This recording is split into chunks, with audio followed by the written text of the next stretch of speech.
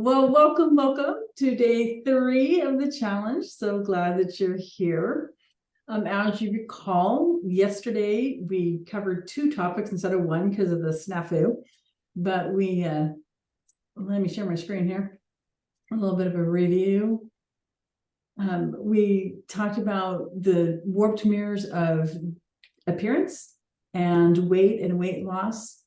And today we're going to be talking about food. And this is really a tender and complicated topic. And food and eating, this whole area. So tell me, tell me what your experience, this is kind of a really broad question. Think about your experience with eating and food and your attitudes that have been taught to you. Many of us were part of the Clean Plate Club. Even as an adult, my stepmom said to me, we were going out, and she's like, you can order anything you want. You just have to eat every bite of it.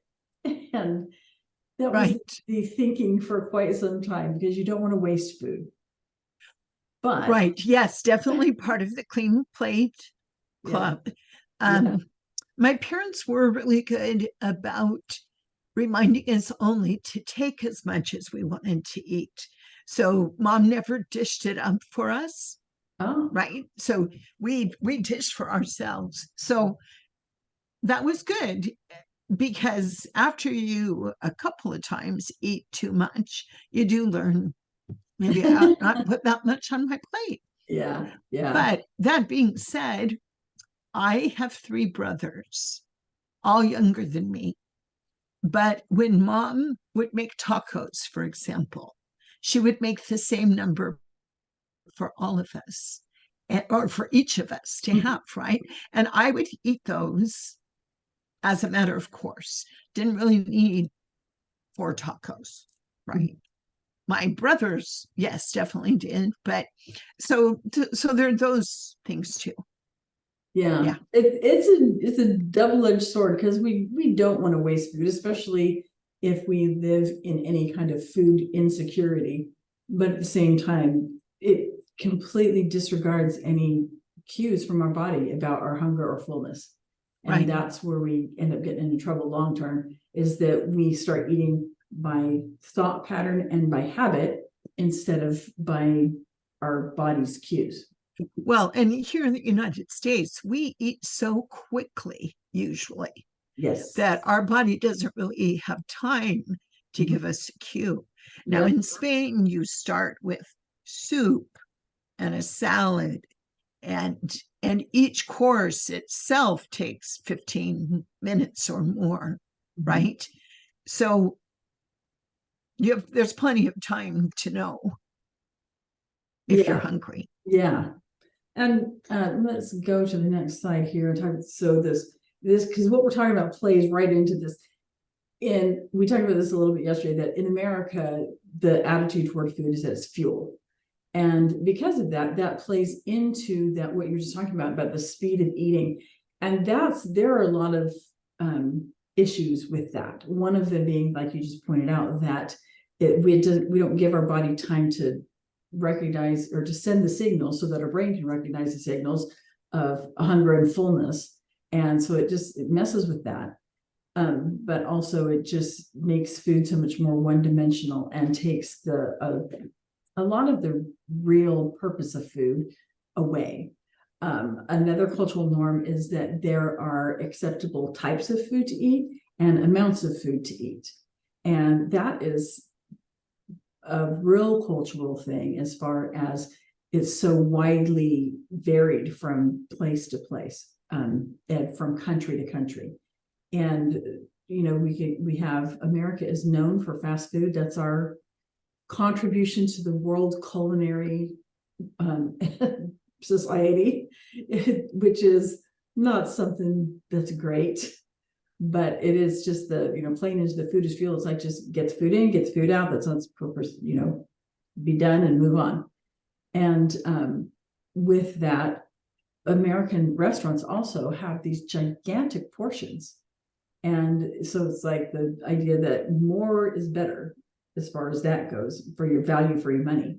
But then So that's what's available. But then at the same time, in order to meet the thin and pretty standard that's, that we live with, you should only be eating this smaller amount of food. And so, Right. I mean, it's a, cultural joke, especially like in high school movies, that girls don't eat, or they don't eat, they'll eat a rice cake and not a Big Mac, or that kind of thing. Or that, it's been in many movies and TV shows and things like that, where the women will eat before a date, so that when they go out on the date, it looks like they don't eat that much. And so Sure. this whole idea of what types of foods are acceptable and what amounts of foods are acceptable, that's a very strong cultural thing. And then beyond that we really need to have experts to tell us. We need to have diets, we need to have experts to tell us how to eat, because it's too complicated.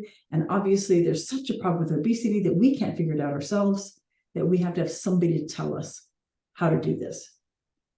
So right. with those cultural norms, the results that we live with are that we have this very strong, we develop these ideas from a very young age of what's good food and what's bad food. We have this whole list of kale is good, cookies are bad. And so and because we do that, so cookies are bad. So if we eat a cookie, then we're bad. And so there's just this whole idea of what is a good food and what is a bad food. And everybody has their own list. A lot of us have the same things because of the things that we hear on our list, but that's a really hard one to unwind and untangle in our brains, because for so long we've been taught since we were little that soda is bad, it's got too much sugar, we drink it anyway, but it's so bad. And so in our mind it's just a bad food. And so to try to unwind that, when all the reasoning that we were taught was bad food because of the artificial colors and flavors, and because of all the sugar, and there's some talk about what the carbonation does to us. So those things are all true. It does have artificial colors, it does have artificial flavors, it does have a lot of sugar, but does that make it a bad food? And because of that, we then develop this fear around food. We get where it's not knowing, and the confusion. It's like so we're not sure what we should eat and what we shouldn't eat. And then we just become afraid of, well, if I drink that soda, what's it doing to my teeth? What's it doing to my stomach? What's it doing to my intestines? And I actually had a client who had developed this kind of mantra that she lived by, that various foods, she goes, I just have to think of them as poison. And while her intent was to keep her from eating them, just the whole idea of labeling a food as poison, it's like that's very extreme. It's not right. It's food. It's not poison. It's food. But so those are just these really extreme ideas that we can get.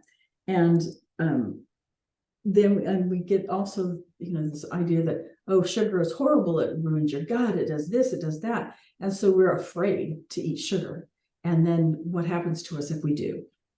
Carbs have been demonized, fat has been demonized, at various times, various foods, various food groups have been demonized. And so then it's like we just get this fear about what this food is doing to us, or this fear of this, going back to the acceptable amounts of food. If I just leave myself to my own devices, I won't ever stop eating. And so I just need to, I'll eat too much all the time. I'll just eat nothing but whatever our food is. I'll be nothing but chips, or I'll eat nothing but sweets, or I'll eat nothing but this, whatever the problem food is for us. And we develop this fear around food. And with so many different ideas and so many different experts saying so many different things about when to eat, should we eat 6 little meals in a day? Should we eat only 3 meals? Should we eat 3 meals and 2 snacks? Should we only eat for 4 hours a day? Excuse me, the intermittent fasting is so popular right now. Eat during these hours, but not these hours. So there's so many ideas about what to eat and when to eat and how to eat, that we just end up confused. It's like, I don't get it. Is alcohol bad?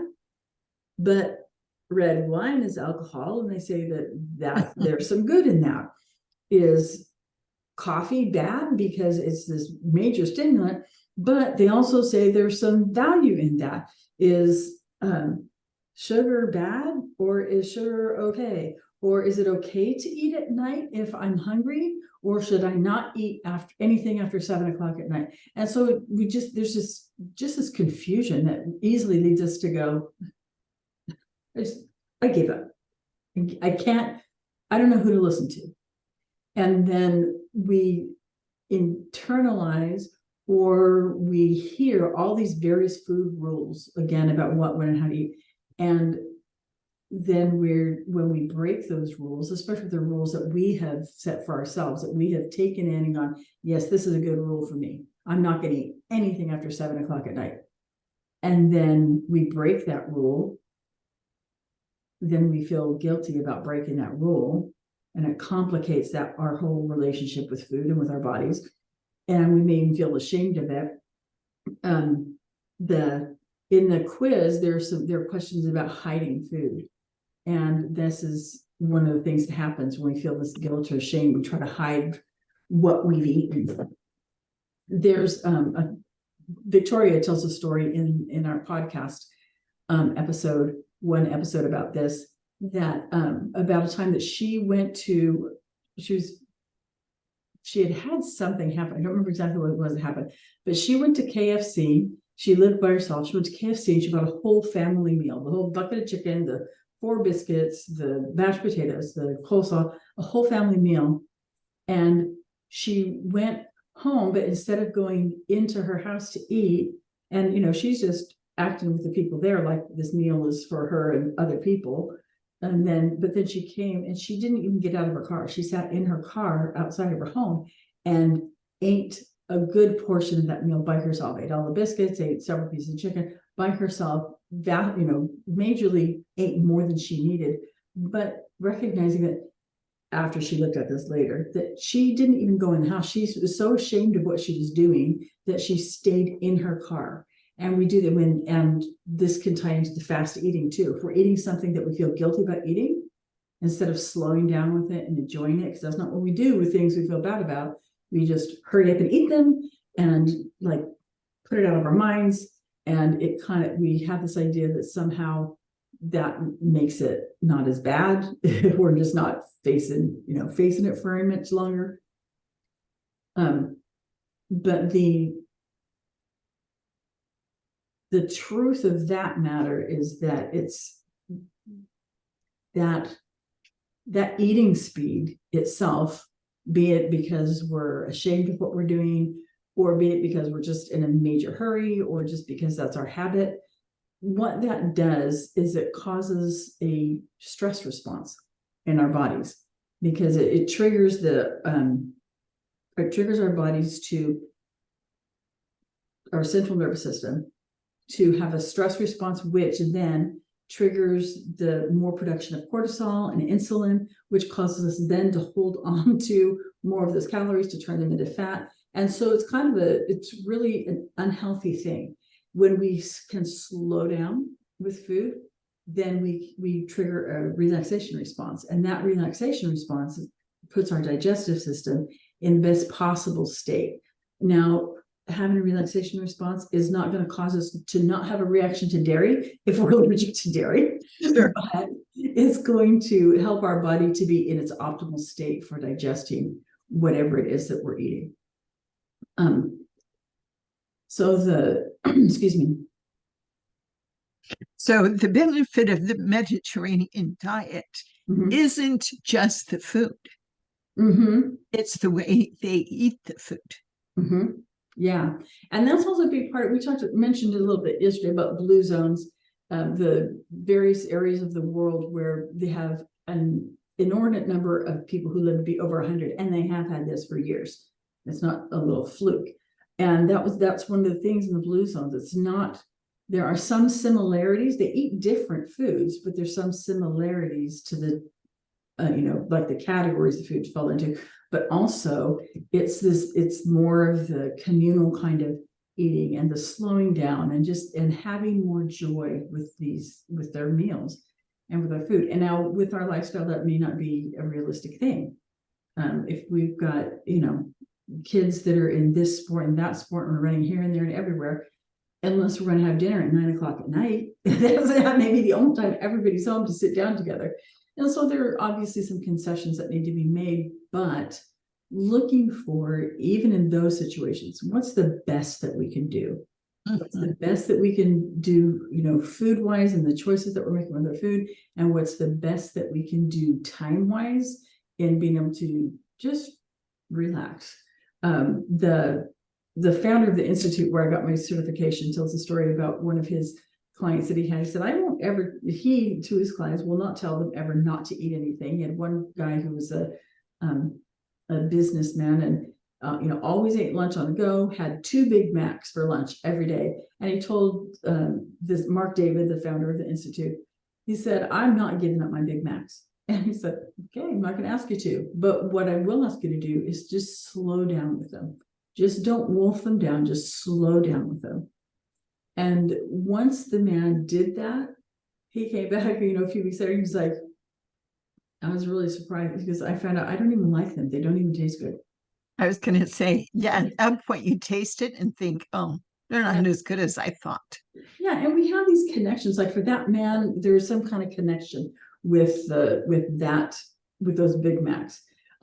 For me, I've told the story many times, but for me, it was when I was a kid, I had this, well, even into my adult years, had this really strong connection to ho-hos. Ho-hos were like the ultimate treat.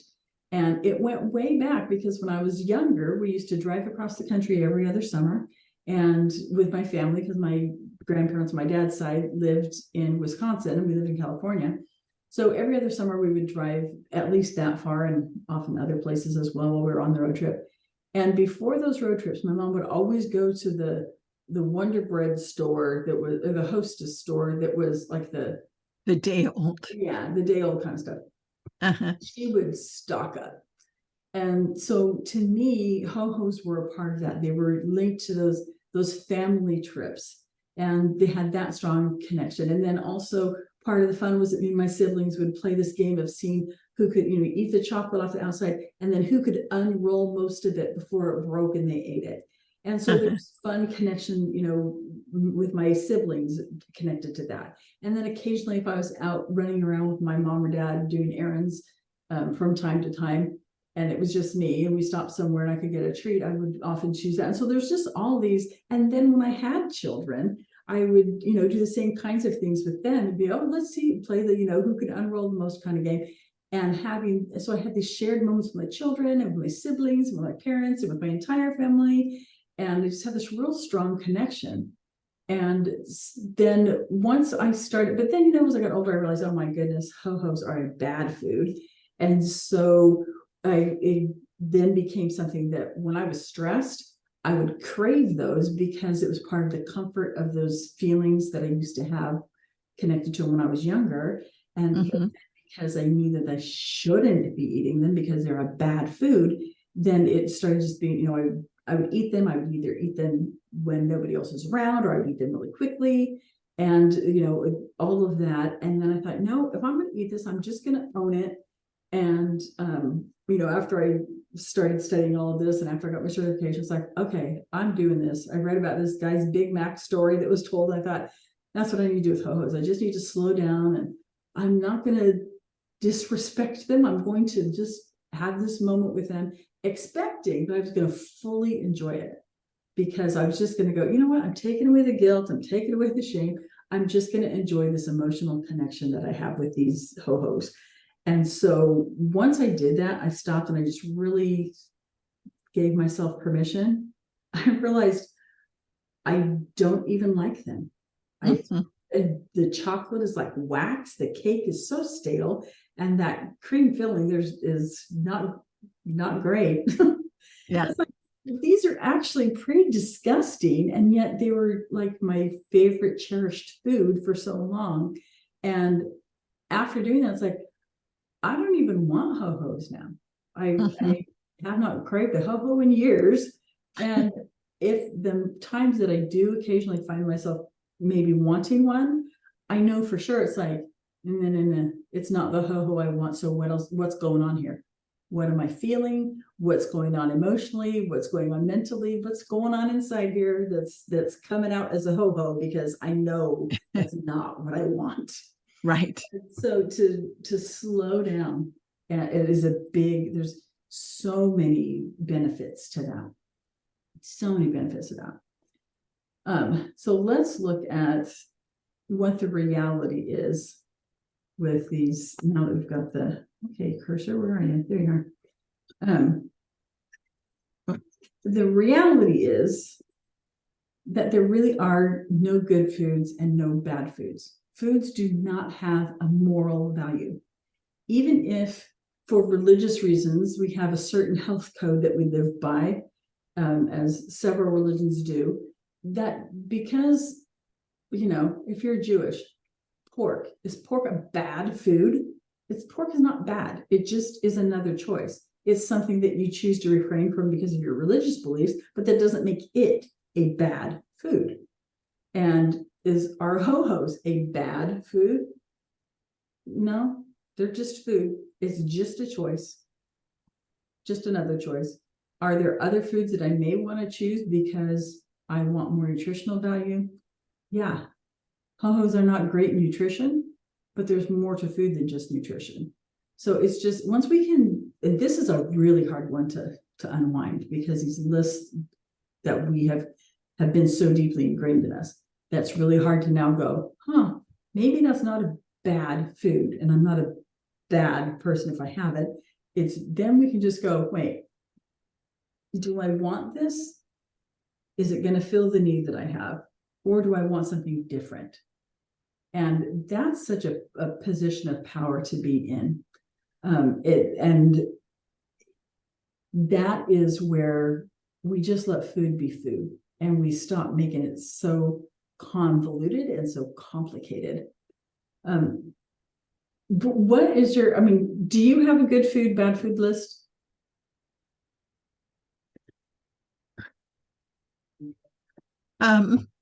That's a good question. I mean, sure, salads, vegetables are easily on the good foods list. Mm-hmm. Sweets, yeah, probably on the bad foods list. Although, yeah, I'm sure. So, what is your initial response to me saying that there are not good foods and bad foods? Is that making sense, or is that like, no, there absolutely are? That can't not be true.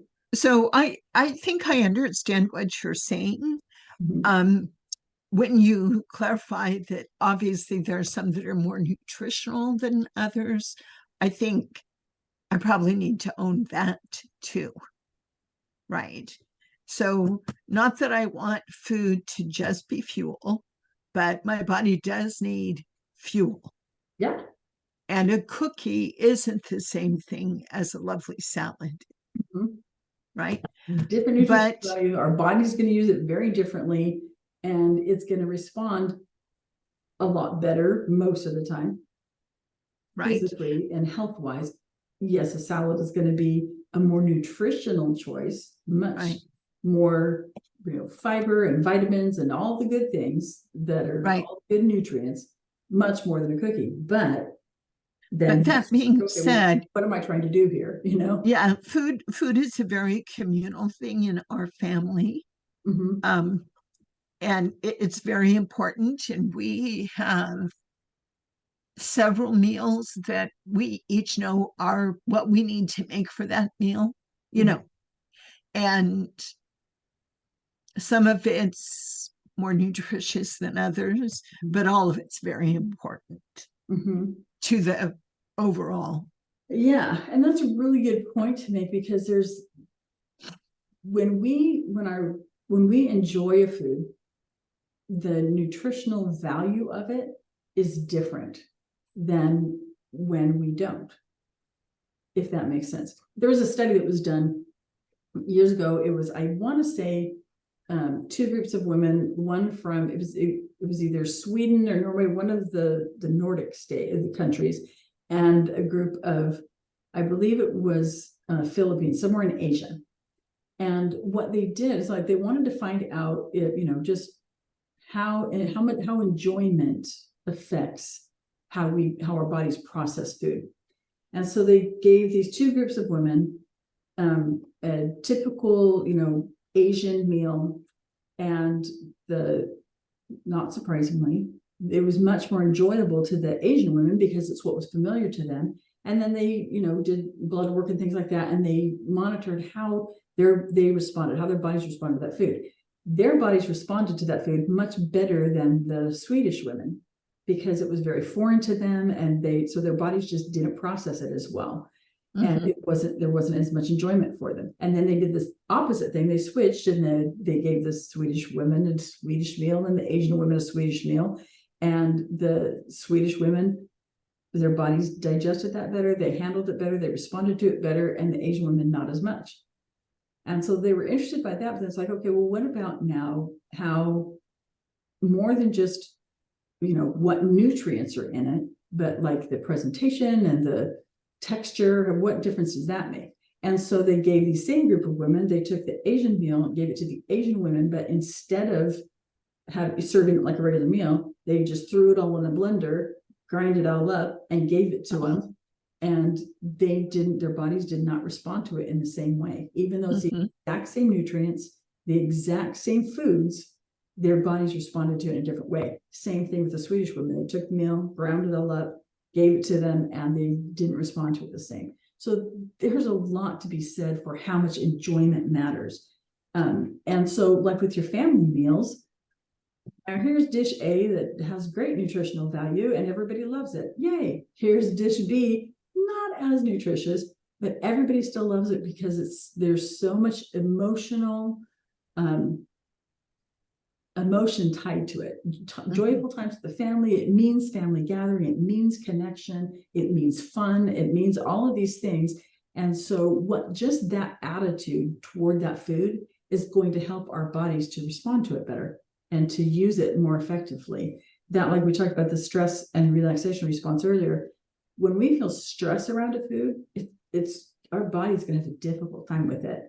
When we feel relaxation around a food, it's going to deal with it better, even if the nutritional content is not as high as something else, if that makes sense. So that there's a real thing, and this is another thing that we hear so much these days about being an emotional eater, and like it's always framed as though that's a bad thing. And if we think about the opposite of that, it's like, okay, so if there's an emotional eater, the opposite of that would be being a non-emotional eater. That means take all the emotions away. That plays really into the food is fuel belief. And do we really want to eat without emotion? Do you want to go to your family meals that you have and eat without emotion? Right. Certainly don't. So the problem then is, when are we letting our emotions drive our eating? And even then, sometimes that's an okay choice. It's a coping mechanism. We need to be aware of it. And if we're in a place that emotionally that we can do it, go, okay, I need more, like I've gotten to the place with the ho-hos. It's like, I now can go, I want a ho-ho. If I ate a ho-ho in that moment, it totally would be emotionally driven eating. And at that point, I now have the tools where I can go, that's not what I want. So what do I want? And what do I need? What need am I trying to fill with that ho-ho? And so I can do that. But there are other times where we may just be like, I really am craving chips right now, and I got to have those chips. And we're not in a place mentally or emotionally where we're able to make a different choice, to have a different tool to deal with. And so then we turn to the chips, and it does soothe us. It does help us to cope. It does bring us back from the edge. And so even though chips are not nutritionally the best choice, they have served a purpose. And so just being aware of that and looking at how much we're doing that, and we're probably, for those of us who have these issues, we may never get to the point where we're never going to have emotionally driven eating before, but just realizing how often we're doing that and looking for another way to cope instead of that. And that will keep that in check. The reality is that food is more than just fuel, which we talked about already. And the issue with one of the issues with diets is that they tend, okay, this is how you're supposed to eat. And it's like this one size fits all. Everybody could benefit by this diet. I've never heard anybody who is a proponent of any particular kind of diet that is saying, well, many people, but there may be some people who this is not best for. It's like, if you're hardcore paleo, you're going, paleo is the way to eat. Everybody could benefit by eating this way. If you're hardcore vegetarian, everybody could benefit by eating this way. Everybody. And so we tend to see it as a one size fits all. Vegetarianism fits everybody. Paleo fits everybody. Keto fits everybody. And that's just not true.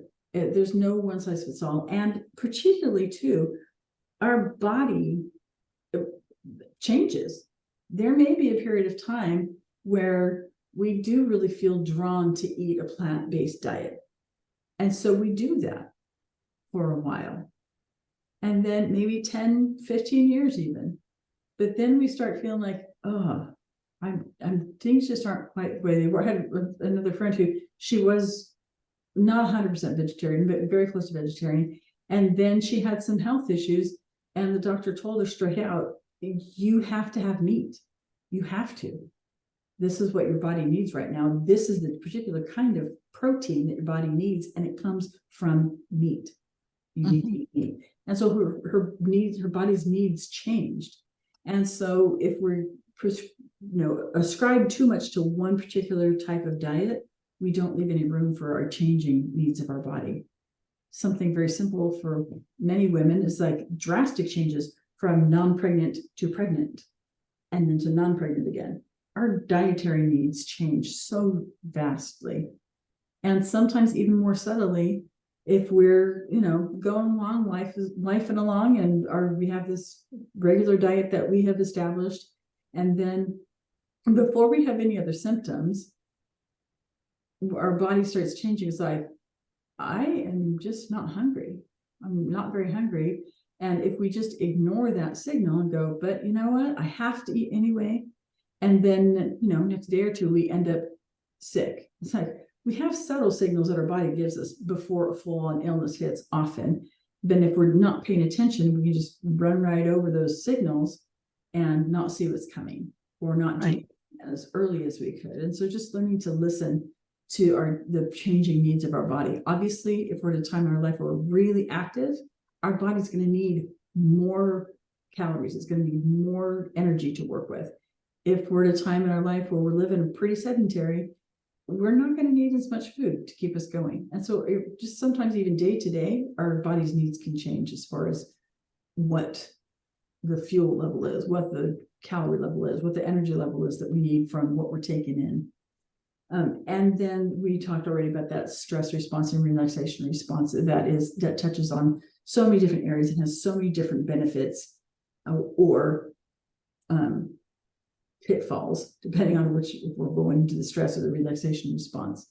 So with those things, with this, there really aren't good foods or bad foods. They're just foods. They're just choices to make. When we do that, we also take the power away.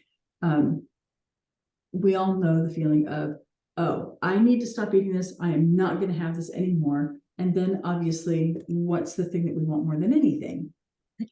We can't stop thinking about it. We're not going to eat, Now it's 10 times as attractive to us as it was before. That kind of restricted eating.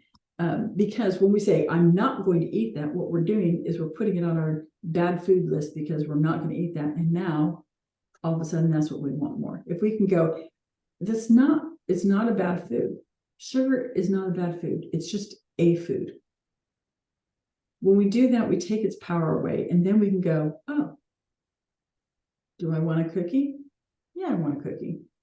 If we're telling ourselves we should not have that, we should not have that, we should not have that, then probably what we're going to do is if we allow ourselves to eat a cookie, we're probably going to have 10. Yeah. If we take that power away and go, this cookie is not a bad food. Do I want it? Yeah. Then I can eat it and I'll go, okay, yeah, that was good. Moving on. And I have 1 instead of 10. Mm-hmm. So it takes that power away. So the reality,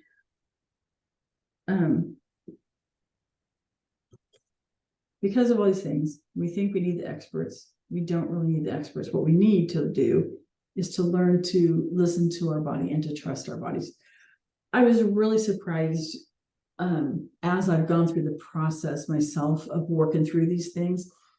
If you would have asked me beforehand if I trusted myself, I would have said absolutely. I have a high level of trust in myself, in trusting the decisions I make, and trusting myself to know what's good for me, on any level, not just with food. But I trust myself with that. As I studied this more, I realized that in this area of my life, when it came to food, I was shocked at how much I did not trust myself. I didn't trust myself to make responsible choices. And it's like, what are the experts saying that I need to be doing and that I need to not be doing? And I have to have these food rules in place. Or if I let myself just have as many sweets are my weakness. If I let myself have as many sweets if I wanted, if I took them off the bad food list, I would just never stop eating them. And have come to find that's just not the case. But being able to live in a way where now I have a lot more trust in myself, still developing that even more. But just to be able to trust myself and to trust my body, to know that my body is not going to say forever and ever hereafter, amen. Yay, you took sweets off the bad list. Now you can eat all you want all the time, and that's all we're going to eat. My body's not going to do that. It's just not. It's going to let me know what it needs. It's going to respond. If I'm listening to, wait, when I eat a cookie, I feel fine. When I eat 3 or 4, depending on the size of them, I actually can feel myself getting a little headache, or I can feel myself, an hour or 2 later just becoming really lethargic. Those are signals that if I'm not paying attention, if I'm not paying attention to hunger, if I'm not paying attention to my body cues, I'm going to run right over those, because I'm just like, okay, I'm either not eating cookies at all, or I'm just letting myself eat as many as I want and moving on. I'm not paying attention to my body at all. And all I'm paying attention to is the dialogue in my head. So the possibility here, though, is that we can learn to trust our bodies. And as we do that, we'll have increased trust in ourselves. We can learn to eat intuitively. A book and a process that I use often is this intuitive eating.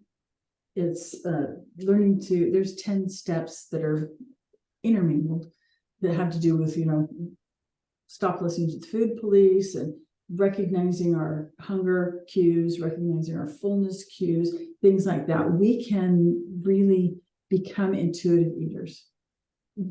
I don't know about you, but I would think before, it's like, this is eating.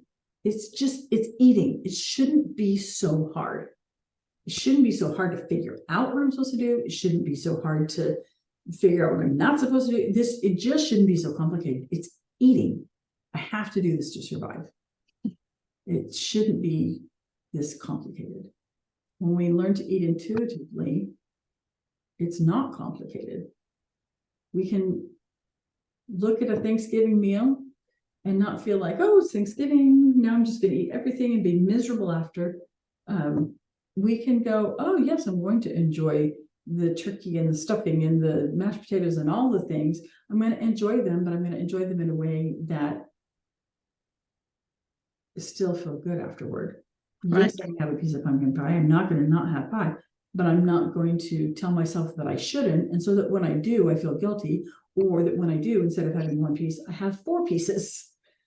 So we can get to a point where we can eat intuitively and feel good in our bodies, but also feel really good in our minds and in our hearts about what we're doing, which leads to having much more peace. And with food and our body, we can look at a plate of Christmas cookies that somebody has brought to us, or this big lovely meal that somebody has provided. We can look at that and not be paralyzed. We can look at that and just trust ourselves with it.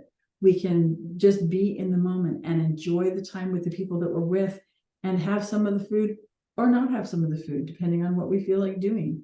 But really having a lot more joy and enjoyment when we take the guilt away, when we take the rules away, when we learn to trust ourselves. There's a lot of joy and a lot of enjoyment there, which also then leads to a new type of self-confidence. And when we're living with that kind of joy and that kind of enjoyment and that kind of confidence, then it really has a positive influence on our relationships, not only with ourselves, but with other people, which we talked about some yesterday. So what are your initial thoughts and reactions to the things that we've just talked about today?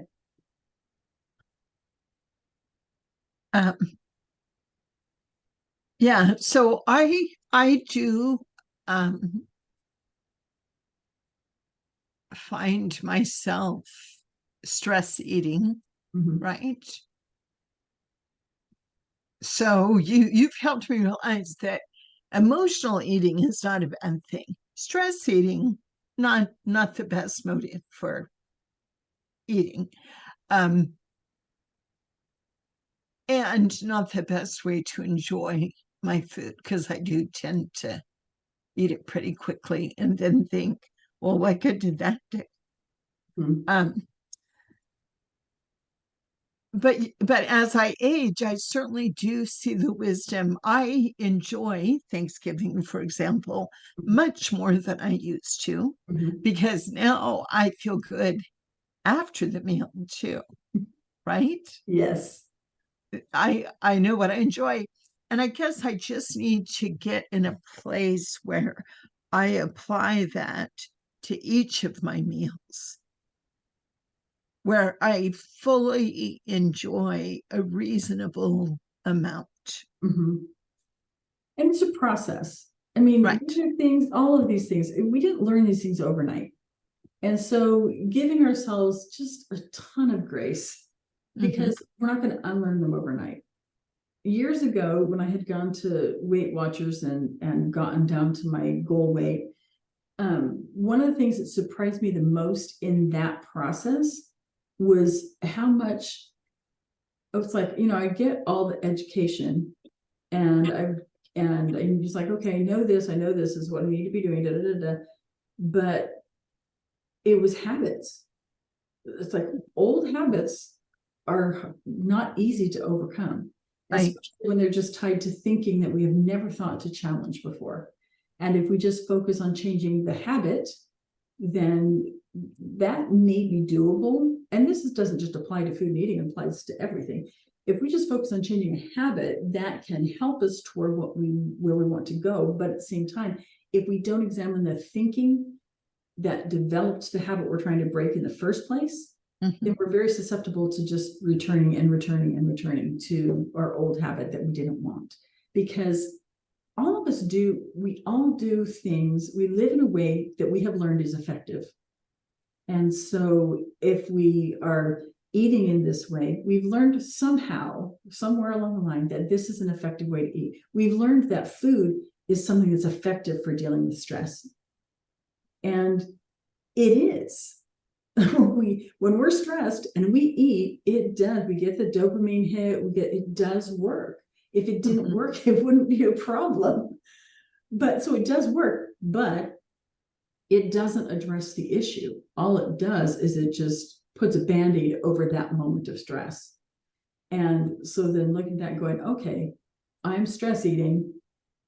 I don't even have the wherewithal to deal with this right now. I understand it's what I'm doing, but I'm stress eating. So at least I'm going to slow down while I'm stress eating. That I can do. Or at another time going, okay, I'm stress eating. What am I stressed about? And what can I do instead? I had a moment just the other day where I just had 5 billion things to do. And in one day, and I got them all done. And so at the end of that, there was this big stress relief. And the first thing I wanted to do is I wanted to go to the kitchen. I'm just like, okay. But then having enough presence of mind, I went, wait a minute. Do I really want to go to the kitchen? What is it that what am I thinking I want to accomplish by going to the kitchen? And it's like, Well, I want to take that deep breath and go, okay, yay, I got all these things done. I can't believe I got this all done in one day. Yay. And I also wanted to celebrate that accomplishment of getting everything done that I needed to get done. But also it's like, okay, I need to just kind of bring myself down from the stress of this day. And so when I did that, it's like, oh, great. So then is going to the kitchen going to be the most effective way to do that? Or do I have other tools available to me? And in that moment, I was able to go, I have other tools and I'm going to use them. First thing I did, took several deep breaths. It's like, okay, that's going to give me the stress relief I need. Okay. And now, once I felt my central nervous system regulate, then I would say, I actually put my hand on my heart when I was breathing. And I was able to calm myself down that way. And then it's like, okay, now to celebrate, what do I want to do? So I have my own little dance party.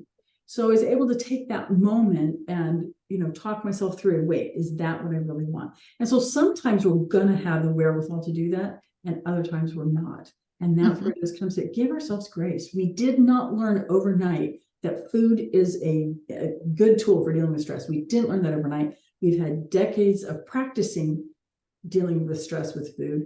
And so to give ourselves grace to figure this out, we can figure this out. And we'll have one moment where we're able to deal with stress in another way at first, and one moment in 20. It's like, yay for that one moment. And then if we keep working that way, the next thing we know, we have 2 moments out of 20 that we're not using turn into food. And then we've got 10 moments out of 20.